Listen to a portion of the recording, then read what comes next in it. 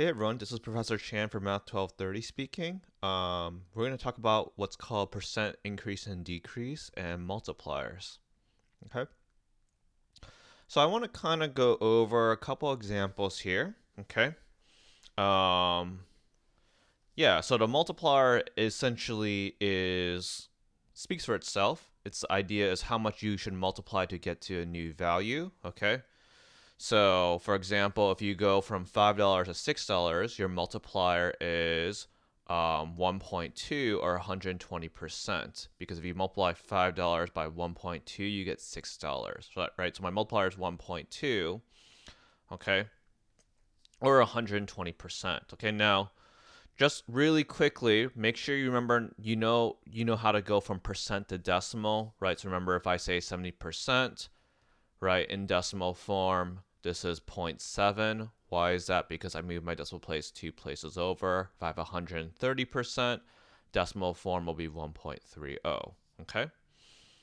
So when we say we have a 30% increase, I'm going to add it to 1 in decimal form. And if I say there's a percent decrease, my multiplier, I'll subtract from 1. Okay? So, for example,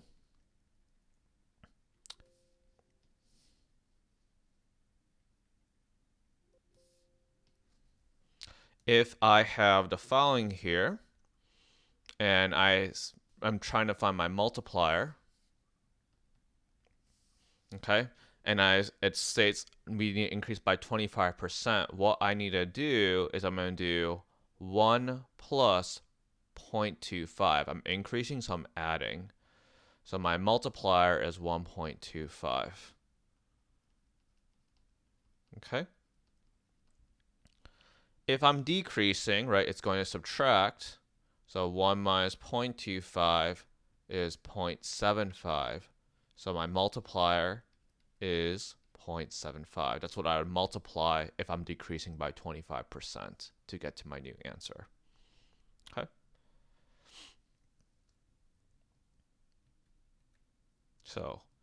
And the idea is if you're reversing it, okay, so it says given your multiplier, find a percent increase or decrease. So my multiplier is 1.37. What I want to do is I just want to go backwards. So I do 1.37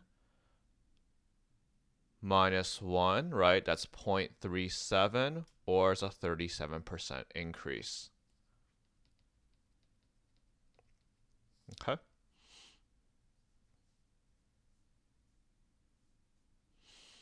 If I'm doing my multiplier is 0.51, I notice it's smaller than 1, so I'm going to do 1 minus 0.51.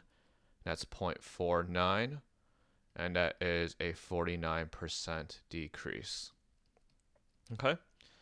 Now, if you kind of forgot, and if you're not sure, you can kind of double check, right? So I can kind of use this example back up here, right? If I say decrease by 25%, right, I subtract that from 1. So since I claimed that I have a decrease by 49%, I'm going to subtract that from 1. So if I do 1 minus 0.49, notice I get 0.51, which works. Okay, so I can clearly see 0.51 is my multiplier. Okay, so let's talk about a couple examples. So examples of percent increase and decrease, okay? A salesman starts with a year with 200 clients and end with 260. By what percent did his client base increase? Okay. Now, even if they don't say if it's increase or decrease, you should actually kind of know, because notice we are starting from 200. Right, my starting value is 200 and I end up with 260. So I can clearly see it's definitely an increase for sure, right? Because I'm going from 200 to 260. Now, I just not happen to know what percent it increases by. Okay, so the first thing I'm going to do is I'm going to subtract. So I'll do 260 minus 200, right? So I'm increasing by 60 in terms of raw numbers. And then what I'm going to do is I'm going to do 60 divided by 200, okay? So the way you want to think about this is the formula is your change over your original. right? I'm increasing by 60. I'm dividing it by how much I'm starting off with. So throws my calculator, 60 divided by 200 is 0.3, or a 30% increase. Okay.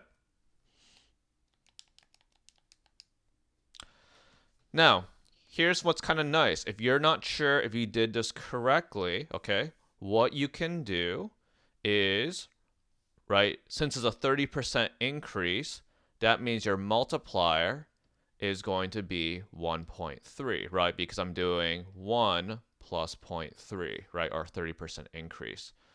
So idea is if I'm starting with 200 and if I multiply it by 1.3, I should end up with 260. I'm going to put this in my calculator, and I actually do get 260, so that works. Okay, so you can use your multiplier to check to see if you have it,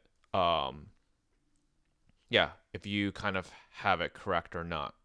Okay, let's do another example here. The teacher had a class of 40 students. By the end of the semester, there are only 28 students left. What is the percent decrease? So the idea is I'm starting off with 40, and I end up with 28.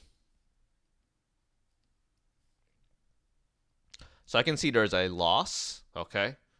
The question doesn't even have to say decrease. I already know it's decreasing because I'm starting from 40 and I end up with 28. So let's look at this here. So same thing, I'm going to find a difference. I'll do 40 minus 28, and that's 12, okay? And I'm doing my change, which is going to be over my original, which is going to be 12 divided by 40.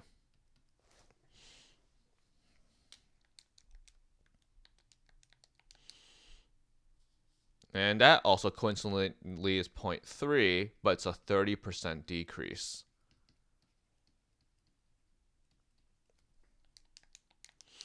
Okay. Now, if it's a 30% decrease, my multiplier. Okay, yeah. Just want to clarify, this is your answer, okay? But if you want to double check, see what your multiplier is. So this is a 30% decrease. I'm going to do 1 minus 0.3, and that's 0.7. That's what I'm going to multiply my original to get to my new. So the idea is if I do 40 times 0.7, what should I end up? I should end up with 28, okay? And I throw this in my calculator, and it works out fine, which is good. Okay, if I'm not getting the result, then obviously my percent decrease or increase is not correct. Okay, so I want to look at this very last problem. This is actually a problem that can be tricky to a lot of people. Yeah. So suppose that you had a textbook which is $30. There was a 12% increase and a 5% decrease. What percent of the textbook price changes? So let's talk about this here. Okay. So now most people would think, right, oh, 12% increase, 5% decrease, right? So you're like, oh, you're doing 12 minus 5, and that's 7%, so there should be 7% increase. And that's actually not true at all, okay? So one thing you need to realize is you cannot just add percentages together like that, okay? Like, I'll give you an example. Like, you can't say if you have a 50% discount and another 50% discount, okay, you can't add them together and say it's 100% discount. Okay.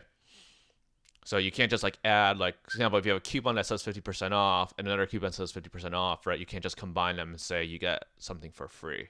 Okay. And so this is the same concept, right? I can't just combine percentages like that for the following. So some of you guys are probably wondering, how do I do this here? So I'm just going to read this out. So it says, suppose you have a textbook which is $30. There's a 12% increase, right? So first part is I have a 12% increase. Okay. So if it's a 12% increase, right, that means my multiplier is going to be 1 plus 0.12, or 1.12. So I'm starting off with $30, right? This is where I'm starting off with. And then what's going to happen, right, is I'm multiplying by my multiplier, which is 1.12, and I get my new result, which is 30 times 1.12, okay? So after a 12% increase, my new price is going to be $33.60, okay? So after a 12% increase, sometimes I call this a markup. After a 12% markup, it goes up to $33.60, right? Now, the second part says there's a 5% decrease. So what does that mean? Okay, and you want to actually show your work kind of like this. So if it's a 5% decrease, my multiplier is going to be 1 minus 0.05, and I'm multiplying by 0.95. So I'm going to take this new price and multiply this by 0.95.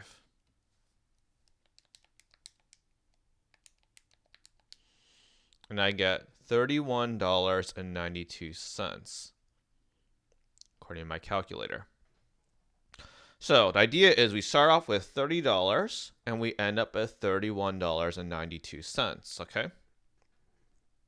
So remember, how do I find a percent of how much changes, right? I take my new and subtract my old, right? So my original is $30. My final answer is $31.92. I do 31.92 minus 30. I get $1.92. What is this? This is how much it changes. Notice it's increasing, right? So that's positive. Okay, so just remember, right, this is positive. So I'm going to do 1.92 divided by my original, right? Remember, it's your change over how much you're starting off with. So 1.92 divided by 30, and I get 0.064, or in this case, a 6.4% increase. And that is my final answer. Okay? So, and remember, if you're not sure, you can check, right? How do I know I did this correct?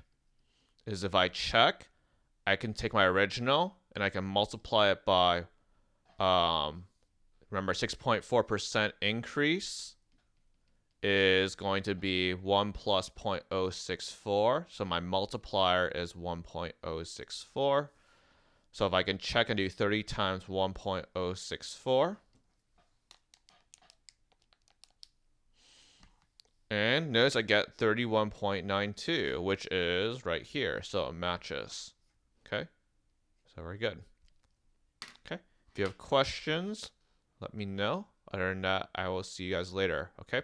Make sure when you're doing your assignments, you want to show your work. Okay? So remember, that is the process that we want to make sure you develop. Okay? Don't just like arbitrarily write random numbers as your final answer. You want to kind of explain how you got to your answer. Okay. Okay, I'll see you guys later.